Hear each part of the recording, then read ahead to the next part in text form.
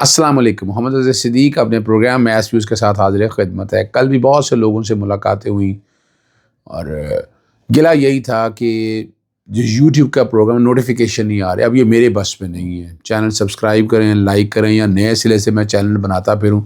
نہ میرے پاس اتنا وقت ہے، نہ لوگوں کو بار بار کہہ کے اس طرف لانا. It will take a lot of time. تو میرے لیے بڑا مشکل کام ہے. 2-3 چیزیں: ایک تو چینل سبسکرائب کریں، لائک کریں، شیئر کریں، اور دوبارہ اگر آپ کر لیں انسبسکرائب کرنے کے بعد دوبارہ کر لیں تو وہ بہتر ہوتا رہے گا.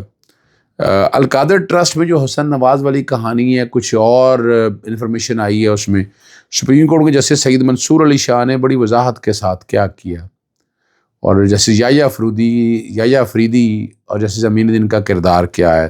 ذرا اس پہ گفتگو کرنے کی کوشش کریں گے، آپ کو اندازہ ہو جائے گا. اور کون کون سے معاملہ ہو رہے ہیں.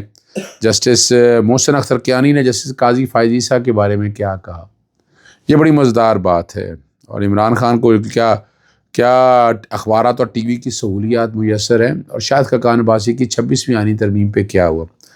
سب سے پہلے 26ویں آئینی ترمیم کے خلاف جو ہے سندھ ہائی کورٹ میں درخواست ہوئی. حکومت پاکستان کو نوٹس جاری ہو گئے، اور بی این پی کے 2 جو سینیٹر کو طلب کر لیا ہے، جنہوں نے ترمیم پہ دباؤ کے تحت ترمیم پر ووٹ ڈالنے کے حق میں بات کی تھی.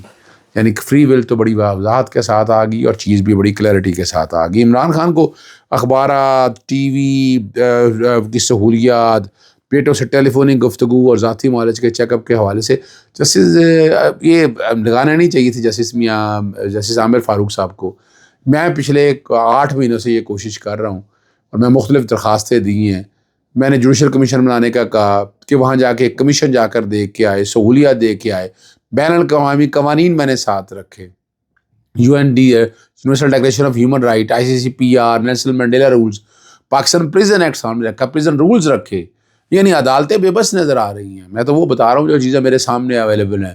عدالتیں بالکل بے بسی کا اظہار نظر آ رہا ہے. تکلیف دہ بات یہ ہے، لیکن ہم کیا کریں چیزیں. اور انہوں نے کوئی ڈیٹ ابھی تک میرے پاس نہیں آئی ہے. جیل کا نمائندہ بلایا ہے. یعنی اب آپ کے پاس جناب چیزیں سب، اب بہت سی چیزیں آ چکی ہوئی ہیں. اب بار بار بلانے کی کیا ضرورت ہے؟ آپ کی طرف ڈائریکشن دیں کہ یہ سہولیات دیں انہیں، اور اگلی ڈیٹ پہ رپورٹ دیں. ٹھیک ہے نا جی. یعنی یہ نہیں ہے، اور اس کے لیے لمبی ڈیٹیں ڈالنے کی ضرورت ہی کوئی نہیں ہے. 1 دن کی ڈیٹ ڈالیں، نوٹس کریں، اور آپ کے پاس یا تو نہ چل رہے وہ سارے کیس اکٹھے لگوا لیں نا. میں تو کوشش کرتا رہتا ہوں کہ میں کوشش کروں گا کہ وہ کیس سارے اکٹھے لگ جائیں اور آپ تک باتیں ساری آ جائے. اسلام آباد ہائی کورٹ میں جسٹس محسن اختر کیانی نے جسٹس قاضی فائز عیسیٰ کے بارے میں جو بڑی مزدار بات کی ہے، وہ نیب کے شہری کا ایک کیس تھا منی لانڈرنگ پر طلبی کے نوٹس پہ. جسٹس محسن اختر نے نماز دی کہ منی ٹریل کا ثبوت دینا تو بہت مشکل کام ہے. منی ٹریل کا ثبوت تو جسٹس قاضی فائز عیسیٰ بھی پیش نہیں کر سکے. اور آپ کو یاد ہے میں بار بار کہتا تھا، میں واحد آدمی تھا جس کے بارے میں سرینا عیسیٰ جو ہے نا وہ نہیں لکھتی تھی. لیکن یہ حقیقت کی بات ہے کہ 3 پراپرٹیز تھی. ایک تو جب وکیل تھے تب خریدی. 2 پراپرٹی جب جج بن گئے، بلوچستان ہائی کورٹ کے چیف جسٹس بن گئے، تو اس کا وہ ٹریل نہیں اویلیبل تھا.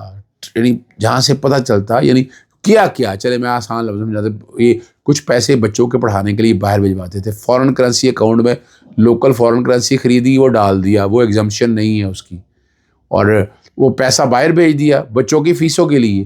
اور بعد میں یہ کہا کہ نہیں یہ پراپرٹیز خریدی ہیں. اور اس میں آپ کو یاد ہے میں نے بڑی ڈیٹیل اپنا انکم ٹیکس ڈپارٹمنٹ کی رپورٹ تھی جسٹس عمر عطا بندیال صاحب کے دور کے اندر، وہ رپورٹ سامنے آئی. اس میں کو 10.5 کروڑ روپے کے قریب آئے. تو حقائق پتہ ہونی چاہیے کہ جو سچ ہے اور یہ حقیقت ہے، نہیں ثبوت ان کے پاس. اور اگر وہ پیسے بچوں کو پڑھانے کے لیے بھیجو، زیادہ کیسے خریدی؟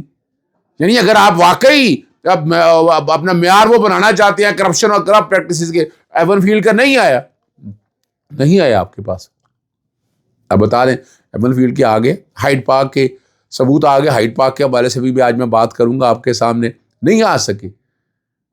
جسٹس قاضی فائز صاحب بھی دے سکے. اور حدیبیہ کے فائدے اور ساری جب کڑیوں سے کڑیاں ملائیں تو آپ کو اندازہ ہو جائے گا کہ عدالتوں کو کس طرح کنٹرول کرتے رہی ہیں. پاکستان مسلم لیگ نون اس حوالے سے تو کامیاب ہے. پاکستان پیپلز پارٹی کے دور کے ججز اور اس کے دور ججز اگر ساری چیزوں کو اکٹھا ملا کر دیکھیں تو آپ کو اندازہ ہو جائے گا کیا ہونا ہے. اور یہی میں ذکر کرتا چلوں حسین نواز کے حوالے سے، حسن نواز کے حوالے سے. یعنی اصل جو کہانی شروع ہوئی تھی 2016 کے اندر تھی کہ ایک ہائیڈ پارک بیچا تھا ملک ریاض صاحب کو، اور یہ مجھے اچھی طرح یاد ہے، ان دنوں کی بات ہے کہ یہ زبردستی بیچا تھا ملک ریاض صاحب کو، اور یہ مہنگا خریدا ملک ریاض نے، یعنی مارکیٹ ریٹ سے مہنگا خریدا، اور ان دنوں پلاما کا کیس چل رہا تھا، آپ کو یہ بھی یاد ہونا چاہیے۔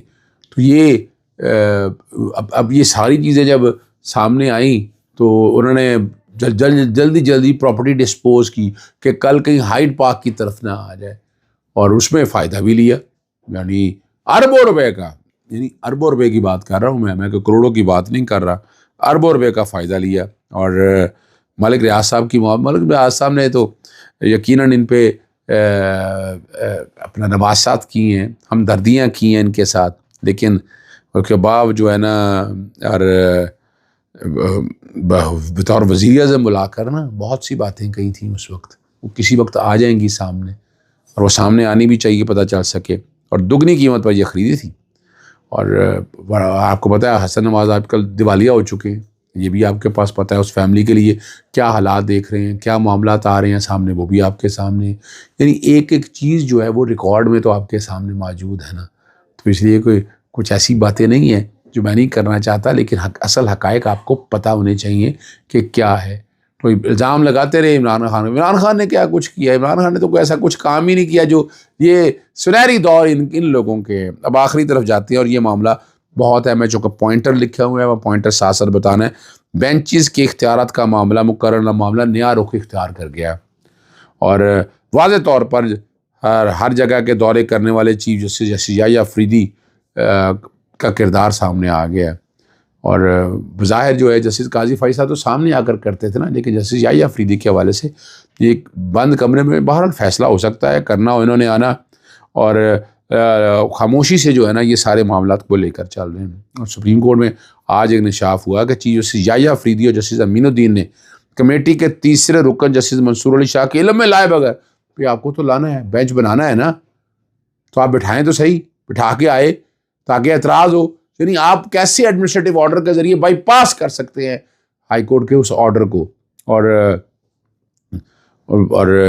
یہ سماعت کے لیے مقرر کر دیا، جس میں جسٹس منصور علی شاہ پر کمرہ ایک میں انکشاف ہوا۔ یعنی اب یہ ہوگا کیا کہ یہ کیس اٹھا کے آئینی بینچ کی طرف لگا کر جائیں گے، اور سپریم کورٹ کے بینچز کے اختیارات کا کیس نہ مقرر ہونے پر ایڈیشنل رجسٹرار نظر عباس، بڑی انٹیلیجنٹ آدمی ہے جی، فوری طور پر طلب کر لیا، اور بیرسٹر صلاح الدین جنہوں نے یہ معاملہ لے کے آیا تھا روسٹر با کیس کی سماعت نہ مقرر ہونے کا بتایا، جیسے سید منصور نے سوال کیا کہ کیا کال لسٹ جاری نہیں ہوئی، تو عدالتی معاملے نے بتایا جی نہیں، جس پر جسٹس سید منصور علی شاہ نے اور جسٹس عائشہ ملک نے ایڈیشنل رجسٹرار کو فوری پیش ہونے کا حکم دیا، اور جسٹس سید منصور علی شاہ، جسٹس عائشہ ملک اور جسٹس عقیل باسی کے جوڈیشل آرڈر کو پریکٹس اینڈ پروسیجر کمیٹی کے 2 ججز نے بٹھا کر کالعدم قرار دے دیا، یہ ہو نہیں سکتا ہے۔ 26ویں آئینی ترمیم کے چیف جسٹس جسٹس یحییٰ افریدی، جسٹس امین الدین خان نے جسٹس منصور علی شاہ، جسٹس عائشہ ملک اور جسٹس عقیل باسی کا جوڈیشل آرڈر انتظامی آرڈر سے کالعدم قرار دے دیا۔ کیس ان 3 ججز سے واپس لے کر اور ایک سلیکٹڈ آئینی بینچ کے پاس یہ لگا دیا، یا سلیکٹڈ ججز کے پاس لگا دیا۔ اب یہ کہانی اب ساری سامنے آ جانی چاہیے آپ کو، اور ورنہ یہ ہے، اور عدالتی آبزرویشن چیف جسٹس یحییٰ افریدی اور جو کچھ کیا وہ غیر قانونی ہے۔ جسٹس عائشہ نے برہمی کا اظہار کرتے ہوئے کہا کہ تمام مقدمات حکومت کے تحت مقرر، اور یہ بینچ کا روسٹر کا اس پہ کنٹیمپٹ کی تاریخ آلریڈی موجود ہے، دیگر مقدمات کو ڈیلسٹ کیوں کیے گئے۔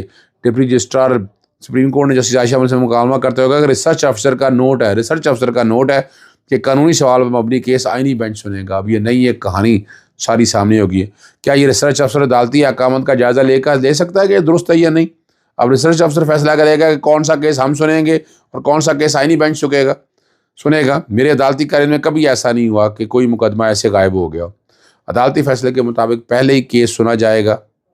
جسٹس منصور علی عدالتی حکم کے باوجود ایڈیشنل رجسٹرار کو کال سے کیس اٹھانے پر توہین عدالت کا شوکاز نوٹس بھی جاری کر دیا۔ یعنی یہ جو نظر آ رہا ہے آپ کے سامنے، اور یہ وہاں کچھ چیزیں اور آئیں، لیکن میں اپنا نقطہ نظر آپ کے سامنے رکھ دیتا ہوں۔ سپریم کورٹ آئین کے آرٹیکل کے 175 کے تحت اختیار رکھتا ہے، 191A کے تحت جو کانسٹیٹیوشنل بینچ بنایا ہے، لیکن وہ لفظ تو سبجیکٹ ٹو دی کانسٹیٹیوشن ہے، یعنی یہ سارے معاملات بیٹھ کر اس بینچ کو اختیار تھا کہ اس کی آئینی حیثیت دے. یعنی دیکھیں نا, کل یہ بینچ لازمی یعنی اس بات پہ آ جاتا ہے کہ جناب یہ آئینی بینچ ہی سنے گا تو بات ختم ہوگی, سیٹسفائی ہو گیا. لیکن آپ بیٹھ کر انتظامی طور پر یہ دیکھ رہے ہیں, یہ فیصلہ انتظامی طور پر نہیں ہونا, اس کی انٹرپریٹیشن تو ہونی ہے نا کہ کون سے کیسز آئینی بینچ سنے گا اور کون سے کیس سنے گا. اور یہ ریسرچ افسر کہاں سے آ گیا, یہ اگر دیکھا جائے تو یہ بالکل آئین اور قانون کی دھجیاں بکھیری جا رہی ہیں, 2 کوٹیں واضح آ گئی ہیں, اور یہ جسٹس سجاد علی شاہ صاحب کا دور واپس آ گیا ہے. اب بات کسی طرف لگتے ہوئے مجھے نظر آ رہی ہے. اجازت چاہتا ہوں. السلام علیکم, اللہ حافظ. پاکستان زندہ باد.